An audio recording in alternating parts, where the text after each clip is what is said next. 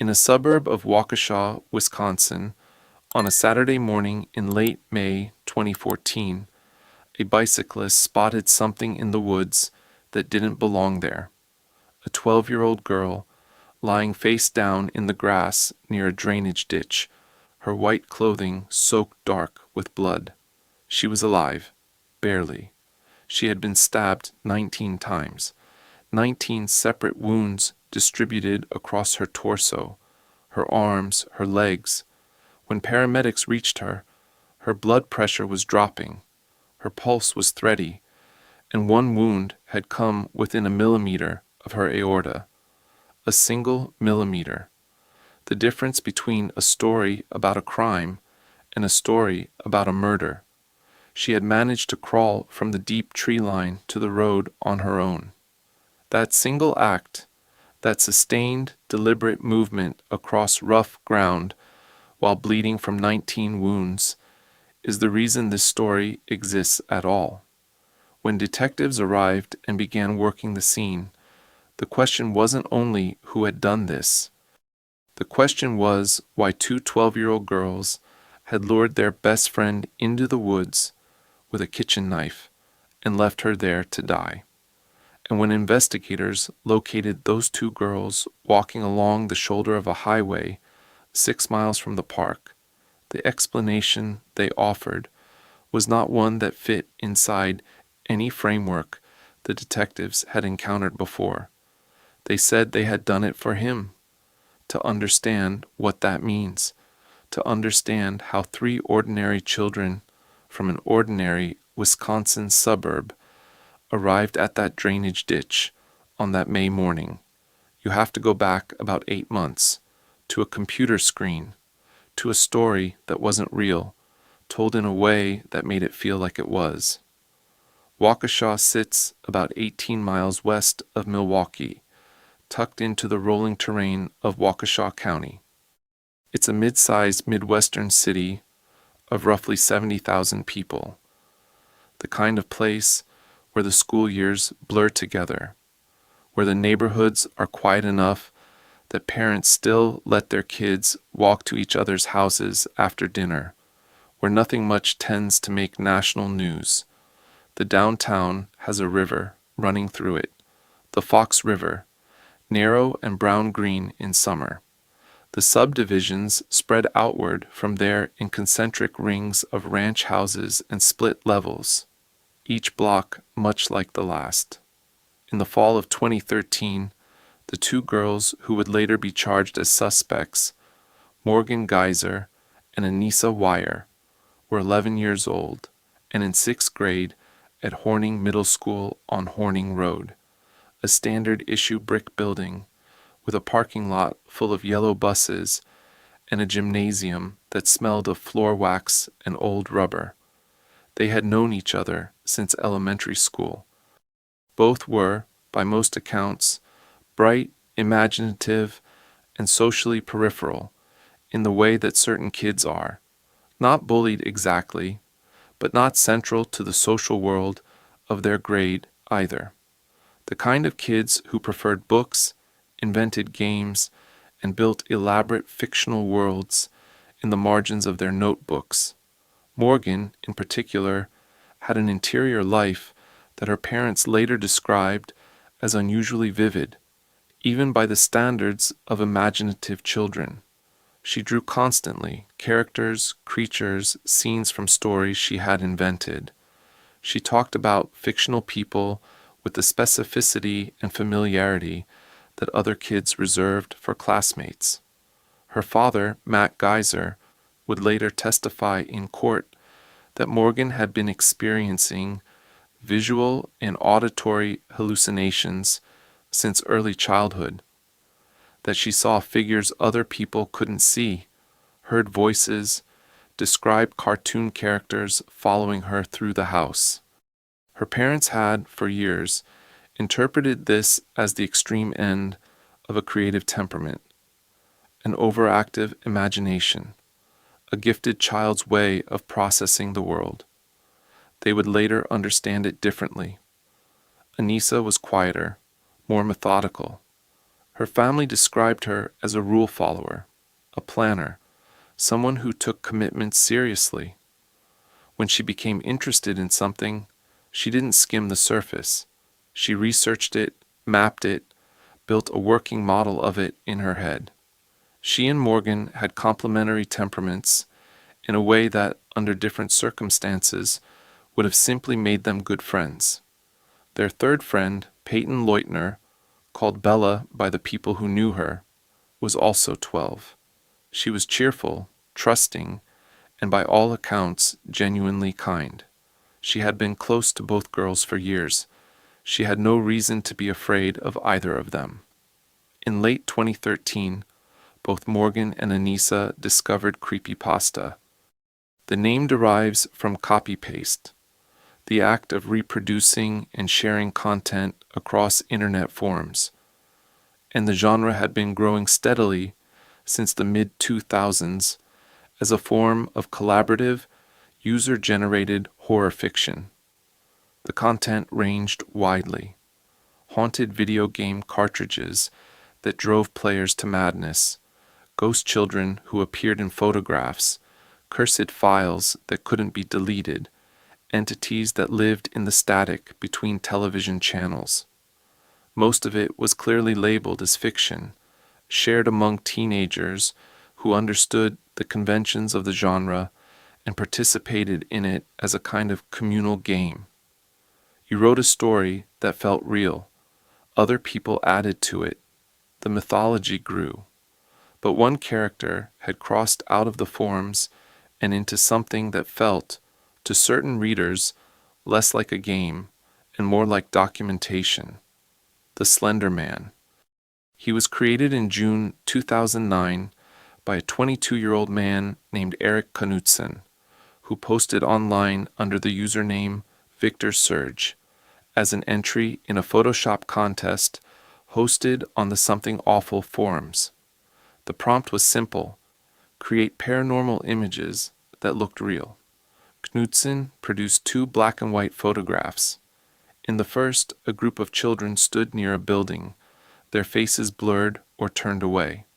At the edge of the frame, barely visible in the shadows, stood a tall, impossibly thin figure in a black suit. No face. Arms that seemed fractionally too long for the body. In the second image, similar children, similar setting, the same figure. Closer now, or perhaps just more visible. The captions Knudsen wrote for the images were formatted like found documents, like excerpts from a missing persons report, like something official and incomplete. It worked. It worked with a speed and completeness that surprised even the people who created the forum. Within days, other users were adding to the mythology. The Slender Man stalked children. He lived in forests at the edge of towns. He caused memory loss, paranoia, and a condition users called slender sickness in those who encountered him. He communicated through proxies, human agents who had been claimed by him, and who carried out his will in the physical world.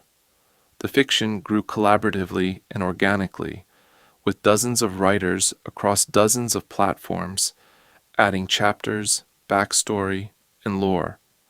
Because it spread without consistent labeling, because the original photographs were designed to look archival, and because the collaborative nature of the mythology gave it the texture of accumulated testimony rather than invented story, some of it began to read, to certain readers, not like fiction at all. For Morgan and Anissa, the line between the story and reality had already begun to dissolve before they ever discussed acting on what they believed.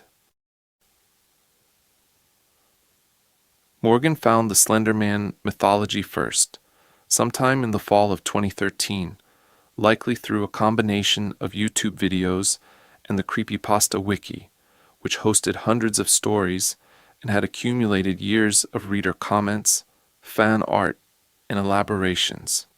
She shared it with Anissa. They read the stories together, watched the videos, studied the lore with the same focused attention they might have given a school project. And somewhere in that process, investigators would later spend months trying to identify exactly when and how the shift occurred. Both girls arrived at a belief, or something that functioned in their minds as a belief, that the Slender Man was real. Not metaphorically real. Not real in the way that myths carry emotional or psychological truth. Literally, physically real. A tangible entity who lived in a mansion somewhere in Nicollet National Forest, a large tract of wilderness in northern Wisconsin, approximately 4 hours north of Waukesha by car. An entity who could see into their homes through the walls. An entity who could harm their families if he chose to. An entity who required proof of loyalty from those who sought to become his proxies, and who would extend his protection to those who provided that proof. The proof he required, according to the mythology they had absorbed, and in some ways actively extended and personalized, was a human sacrifice. By December 2013, Morgan and Anissa had begun discussing killing someone. The discussions were documented later through extensive interviews with investigators, through Morgan's personal journals, which she had kept in detail and which were recovered and entered into evidence, and through the digital trail the girls had left across various platforms. They considered multiple potential victims. They considered the logistics of opportunity and concealment. They talked about it with a quality of excitement and shared purpose that investigators and psychologists would later describe as deeply unsettling, precisely because it resembled the energy of ordinary childhood planning, a sleepover, a project, a game, applied to something that was none of those things. They settled on Peyton, their friend, the girl who trusted them. The original plan was set for the night of Anissa's birthday sleepover in December 2013. Morgan brought a knife from her family's kitchen, a 5-inch blade, the kind used for food preparation. She carried it in her bag to the sleepover. But when the moment arrived, something stopped her.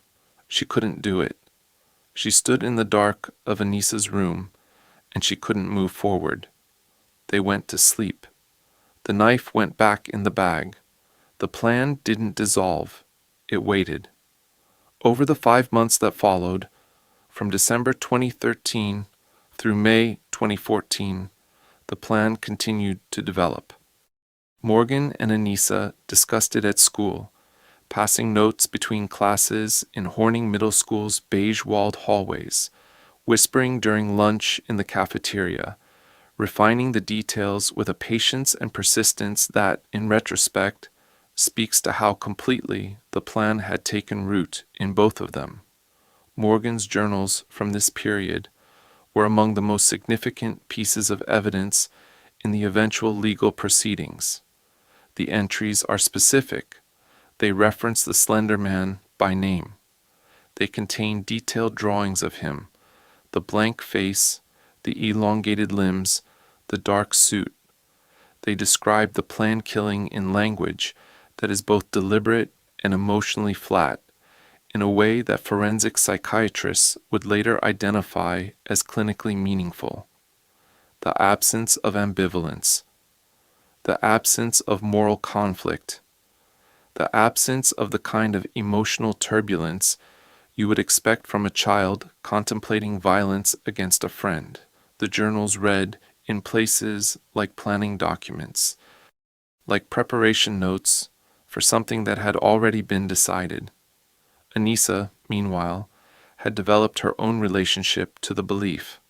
She later told investigators that she had begun to see the Slender Man at her bedroom window at night, that she could feel him watching the house, that she was certain with the certainty of someone who has seen something with their own eyes, that if she and Morgan failed to act, he would harm her family, her younger siblings, her parents.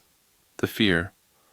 Whether it was genuine psychotic experience, a shared delusion caught from Morgan, or some combination of the two that resisted clean categorization, was real enough in its effects to sustain the plan across an entire winter and into spring.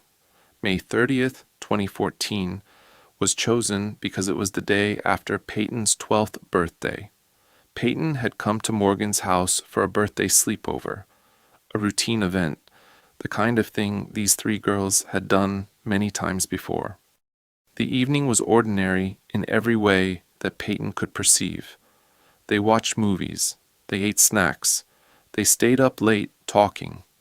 Peyton went to sleep that night in Morgan's house feeling safe, feeling celebrated, feeling surrounded by her friends. Morgan had the knife in her bag.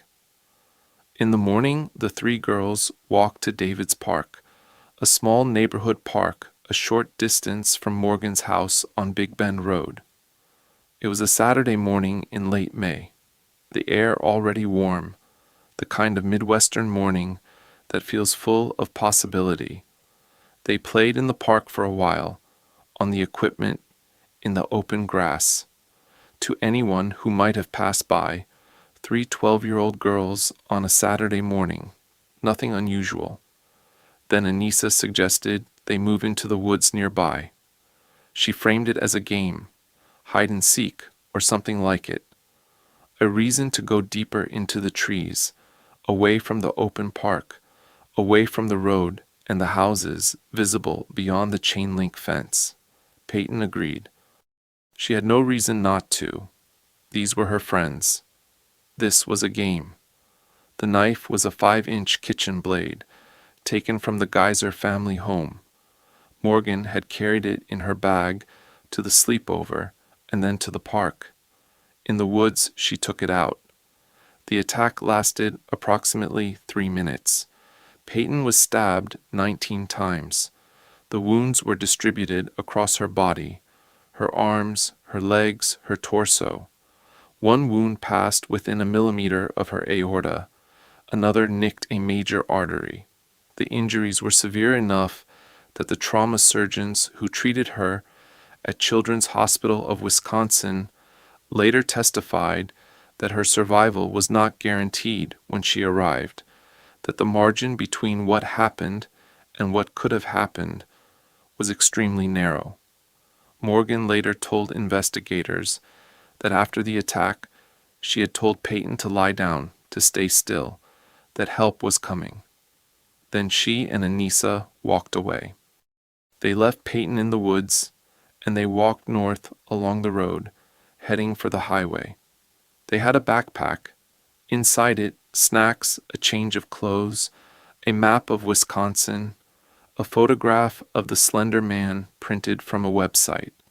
They were walking to Nicollet National Forest, 4 hours north by car, several hundred miles on foot, to find the mansion and present themselves as his proxies. They had completed what they believed was required of them. They were going to collect what they believed they were owed. A detective with the Waukesha Police Department spotted them approximately 6 miles from David's Park, walking along the shoulder of Highway 164 with their backpacks on, moving at a steady pace. He had been dispatched after a bicyclist found Peyton near the drainage ditch and called 911. The call had come in at approximately 9:25 in the morning. The detective pulled his vehicle alongside the two girls and got out. He asked them where they were going. They told him. They told him about the Slender Man, about the mansion in Nicollet National Forest, about the proxies, about what they had done to earn their place. They told him that their friend was in the woods back near the park, and that she was probably dead. She wasn't dead, but the detective didn't know that yet. He knew only that two 12-year-old girls were walking along a highway with a backpack and a story that didn't fit into any category he had a name for. He took them into custody. Both girls were cooperative. Neither appeared distressed in the way you might expect. They answered his questions with a directness that he would later describe as one of the most disorienting aspects of the encounter. Not the story they told, but the matter-of-fact tone in which they told it. Both girls were 12 years old. They were taken to the Waukesha Police Department and interviewed separately. The interviews lasted several hours. Both girls waived their Miranda rights without apparent hesitation, a fact that would later become significant in legal proceedings, with defense attorneys arguing that 12-year-olds cannot meaningfully waive constitutional rights in the way that adults can. At Children's Hospital of Wisconsin in Milwaukee, surgeons were working to stabilize Peyton Leutner. She had lost significant blood. She had 19 stab wounds. She was 12 years old, and she was fighting. What followed was one of the most legally and ethically complex criminal cases in Wisconsin history, and one of the most debated juvenile justice cases in the country. Because Morgan and Anissa were 12 at the time of the attack, prosecutors faced an immediate and fundamental question. How do you charge children this young with attempted first-degree intentional homicide? Under Wisconsin law, the answer was that you charge them as adults. Wisconsin Statute 938.183 allows, and in certain cases requires, children as young as 10 years old to be tried in adult court for serious violent crimes. Both girls were charged as adults. The charge was attempted first-degree intentional homicide, which carried a potential sentence of up to 65 years in prison. The decision was immediately and intensely controversial.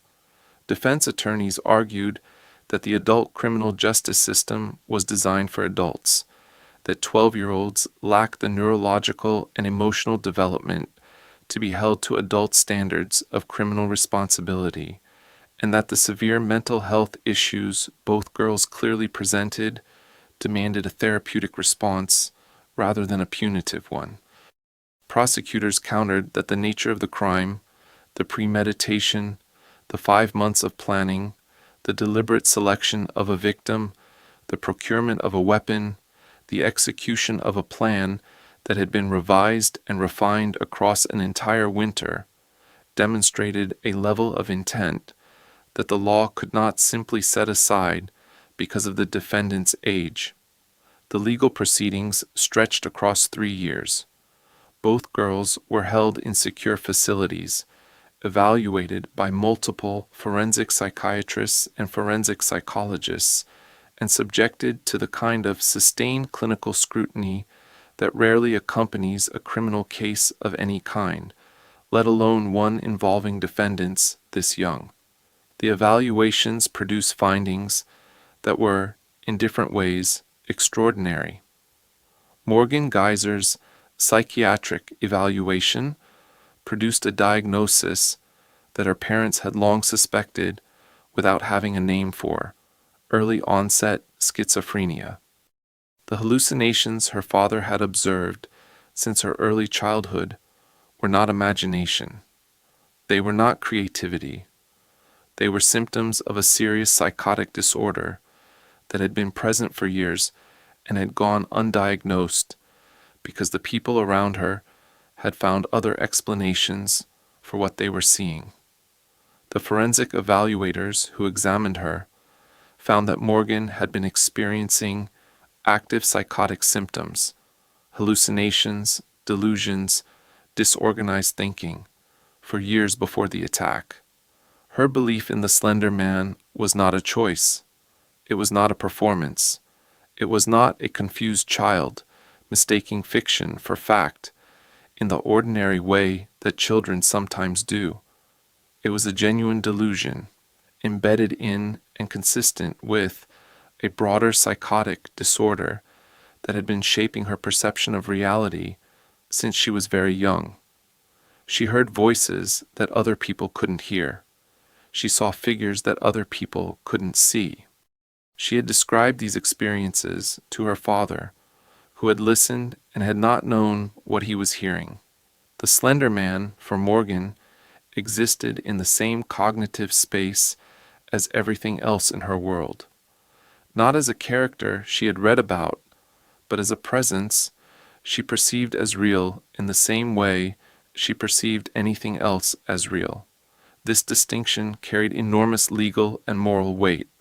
A person who acts on a genuine delusion, who genuinely cannot distinguish the fictional from the real, who is not choosing to believe something false, but is experiencing something as true that is not, presents a fundamentally different question to the justice system than a person who knows what they are doing is wrong and does it anyway. Anissa's evaluations were more complicated and more contested.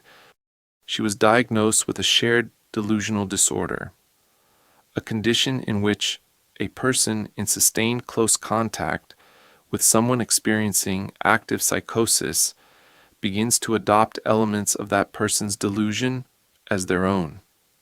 In a clinical sense, she had absorbed Morgan's belief system, but the degree to which Anissa's belief was genuine psychotic experience versus the degree to which she was a more volitional participant, a child who had been drawn into a dangerous idea and had chosen to act on it, remained a point of significant disagreement among the evaluators and between the prosecution and defense throughout the proceedings.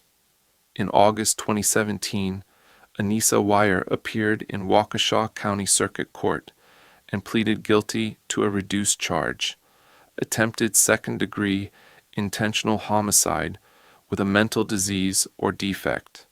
The judge at her sentencing, Michael Boren, sentenced her to 25 years in a mental health institution, not a prison. The sentence reflected the clinical complexity of her case and the fact that she had been 12 years old at the time of the crime. She was sent to the Winnebago Mental Health Institute in Oshkosh, Wisconsin, a state-operated psychiatric facility. Morgan's case moved on a separate track and took longer to resolve. In October 2017, Morgan Geyser appeared before Judge Michael Boren and pleaded guilty to attempted first-degree intentional homicide. She did not contest the facts of what had happened in those woods. What her defense team argued, and what the judge ultimately accepted, was that her mental illness was so severe, so long-standing, and so central to the crime that placing her in an adult correctional facility would be both clinically inappropriate and fundamentally unjust. The judge sentenced her to 40 years of commitment to the Winnebago Mental Health Institute, with the possibility of conditional release only if and when mental health professionals determined, through periodic review, that she no longer posed a danger to herself or to others. The sentencing hearing was one of the most emotionally charged moments in the entire 3-year arc of the case. Peyton Leutner's parents, Stacy and Joe Leutner, addressed the court directly. They described what their daughter had survived, not just the physical injuries, though those were severe enough, but the years of psychological recovery that had followed, the nightmares, the difficulty trusting people she had been close to, the process of rebuilding a sense of safety in ordinary situations that most children take for granted. They described a girl who had to learn slowly and with great effort how to walk back into the world after the world had shown her what it was capable of. They described a girl who was doing that work, who was healing, who was stronger than anyone had a right to expect, but who was also carrying something that she would carry for the rest of her life. Peyton herself did not speak at the sentencing. She was 15 years old by then. Her parents spoke for her. Morgan Geyser also addressed the court. She stood and she said she was sorry. She said she knew that an apology could not reach the scale of what had happened, could not touch the edges of the harm she had caused. She said she was sorry anyway. Her mother wept in the gallery. Her father sat beside her and did not speak. The Slender Man case did not end with the sentencing hearings in the fall of 2017. It opened outward into a broader and more uncomfortable public conversation about the internet, about children, about severe mental illness in young people who go undiagnosed, and about the way fictional content moves through the world and lands differently in different minds. Erik Knudsen, the man who had created the Slender Man character in a Photoshop contest in 2009, gave a rare interview in the years following the case. He expressed genuine grief over what had happened. He said he had never intended for the character to travel beyond the fiction forums where it was created. He said he had no way to have anticipated the scale of the mythology's spread, or what it would come to mean to readers who were not equipped to hold it as fiction. That statement is true. It is also, in a certain way, incomplete. Not because Knudsen bears legal responsibility for what happened in Waukesha. He clearly does not, and no serious legal argument has ever suggested otherwise, but because the Slender Man case illuminated something about the mechanics of collaborative internet mythology that the people building it had not fully examined. The character was specifically designed to feel real. The original photographs were designed to look like archival documentation. The stories were written in the Register of Testimony. First-person accounts, found documents, missing persons reports. That was the craft. That was what made the fiction effective. For the vast majority of readers, that effectiveness produced a pleasurable shiver of manufactured dread, the enjoyable sensation of a horror story that knows how to wear the clothes of reality. But the same design choices that made it compelling for most readers made it genuinely dangerous for a small number of readers who could not reliably distinguish the design from the thing it was imitating. What responsibility platforms and creators bear for that small number of readers is a question the Slender Man case raised loudly, and that the internet has still not answered to anyone's satisfaction. The Creepypasta Wiki added clearer disclaimers and content labels to its material in the years following the case. Whether those changes are sufficient depends entirely on what you believe the underlying problem actually was: a labeling failure, or something more structural about the way certain kinds of content interact with certain kinds of minds. A feature film based on the Slender Man character was released in August 2018 by Sony Pictures, a straightforward horror movie with no narrative connection to the Waukesha case. It was met with public protest from Peyton's family, who argued that transforming the character into mainstream commercial entertainment while the wounds of the case were still open, while Peyton was still a teenager, while Morgan and Anissa were still in institutions, while everyone involved was still living with the consequences, was at minimum thoughtless. The film received poor reviews and performed weakly at the box office. Peyton Leutner gave her first public interview in 2019, 5 years after the attack. She was 17. She spoke to a journalist with a composure that seemed hard-won rather than natural. The composure of someone who has done a great deal of work to arrive at a stable place and who is choosing carefully what to share and how to share it. She said that the years after the attack had been difficult in ways that were hard to describe, that she had spent a long time afraid to be alone, afraid of the dark, afraid in a deep and persistent way of people she thought she knew, because the people she thought she knew had been the ones who hurt her. She said that she had worked through much of that fear, that she had found ways to move through the world again, that she was building a life that felt like hers. She said that she did not hate Morgan and Anissa. She also said that she did not feel any obligation to forgive them publicly or on any timeline other than her own, that whatever forgiveness she might arrive at would be for her own sake, not for theirs. Not a performance of grace for an audience. She said she wanted people to know that she was more than what had happened to her in those woods. That statement, quiet, precise, offered without drama, is perhaps the most significant thing anyone said publicly about this entire case, because the case generated an enormous volume of media coverage, cultural analysis, documentary filmmaking, academic writing, and public theorizing about the internet and mental illness and childhood and the nature of fiction.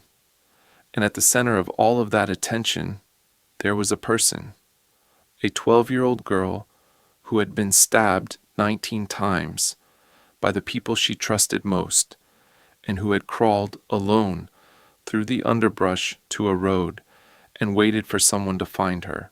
She found a way back. That is not a small thing. As of the most recent public reporting, both Morgan Geyser and Anissa Weier remain committed to the Winnebago Mental Health Institute in Oshkosh. Their cases are subject to periodic review by mental health professionals and the courts. Morgan's 40-year commitment means she will not be eligible for conditional release until she is in her early 50s, and only if clinical review determines that she no longer presents a danger. Anissa's 25-year commitment runs on a similar review structure. Neither has been released. Morgan's mother has spoken publicly in the years since the sentencing, describing the ongoing complexity of being a parent to a child who committed a serious violent crime as a direct result of a severe mental illness that went unrecognized for years. The grief in those interviews is layered in a way that is difficult to categorize. Grief for what Morgan did, grief for what Morgan is, grief for what was missed, and what might have been different if anyone had understood sooner what was happening inside her daughter's mind. Matt Geyser, Morgan's father, has been largely silent since the trial concluded. The Leutner family has maintained a lower public profile in recent years, which is, by every indication, a deliberate and earned choice. The Waukesha case sits at an intersection that does not resolve cleanly no matter how long you look at it. It is a case about children who committed a serious violent crime. It is a case about severe, undiagnosed mental illness in a young person who was failed by every system that should have caught what was happening. It is a case about the way a fictional character, designed by a single person for a Photoshop contest on an internet forum, traveled across platforms and years and embedded itself in the psychosis of a 12-year-old girl in a quiet Wisconsin suburb. It is a case about a victim who did everything right, who survived, who healed, who refused to be reduced to what was done to her. None of those threads resolves into the others.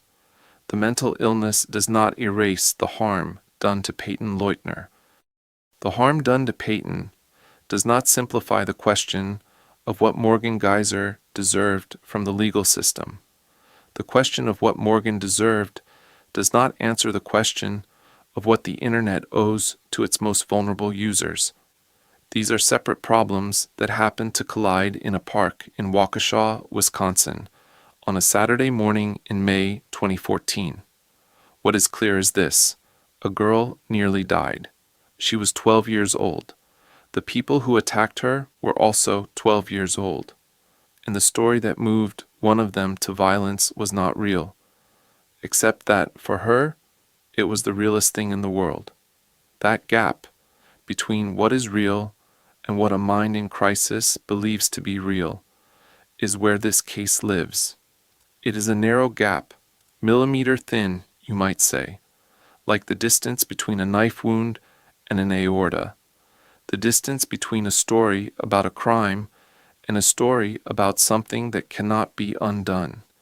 Peyton Leutner made it across that gap. She is alive. She said she wants people to know that. Consider it known. If this case stayed with you, the intersection of mental illness, childhood, and the way a story can become something else entirely, for a mind that's struggling to hold the line between what's real and what isn't. There's another case on this channel that follows a similar thread. A different crime, a different set of circumstances, but the same central question about what happens when that boundary stops holding. It's waiting for you next.